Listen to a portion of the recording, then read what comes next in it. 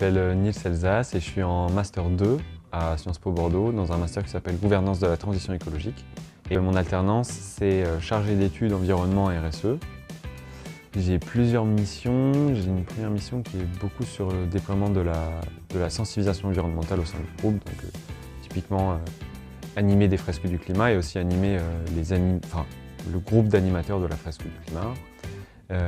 Après, je vais aussi avoir des missions sur les indicateurs de performance extra-financière, donc autant créer les statistiques et puis aussi rédiger des rapports. Et puis ensuite, il va aussi y avoir une sorte de veille que je vais faire sur les derniers rapports qui peuvent sortir de l'ARCEP, par exemple, sur les impacts du numérique, les impacts environnementaux du numérique. Je pense que je vais en dire deux, mais tu couperas si c'est trop long. Le premier, c'est le déploiement de la fresque du climat, dont j'ai déjà un peu parlé. C'est assez intéressant d'animer des fresques autant pour des alternants que pour des personnes qui travaillent depuis 30 ans, par exemple, dans les télécoms et qui ne sont pas forcément encore intéressées à ces sujets, parce qu'il y a toute une sorte de pédagogie assez différente suivant les personnes qu'on a en face de soi, et c'est aussi très valorisant de voir les différentes réactions, et la réaction elle est immédiate aussi, ce qui n'est pas forcément simple quand on travaille dans les sujets environnementaux, de voir des réactions immédiates. Et l'autre projet dont je suis très fier, c'est qu'on invite Jean-Marc Jancovici le 28 mai ici pour faire une conférence, et je trouve que ça montre un petit peu aussi qu'on arrive à vraiment faire bouger un peu des lignes, parce que c'est clairement pas n'importe qui.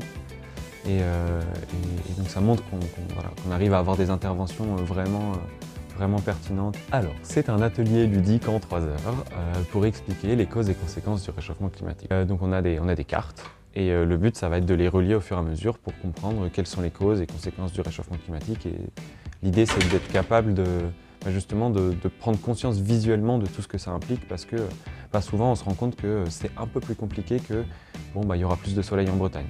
Ça se passe très bien. J'ai une équipe dans laquelle je me sens très à l'aise et aussi en confiance. Je peux communiquer avec mon manager, mais aussi avec ma N+2 sans problème. Donc il y a une bonne écoute, il y a aussi une bonne répartition des missions. J'ai vraiment une sorte de prise d'autonomie de plus en plus importante au fil des mois. Donc ça me permet aussi d'avoir une bonne progression personnelle. Ah, j'ai une notification. Je crois que c'est la question mystère.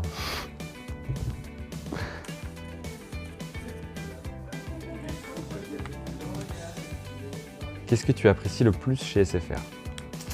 Il y a un truc un peu pragmatique.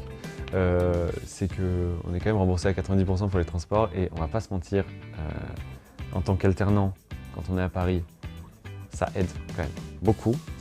Et après, ce que j'aime beaucoup aussi, c'est qu'on a un campus, ce qui fait que, alors typiquement pour moi qui organise des fresques, c'est super intéressant parce qu'on a 3 000 à 4 000 personnes qui se trouvent sur le campus.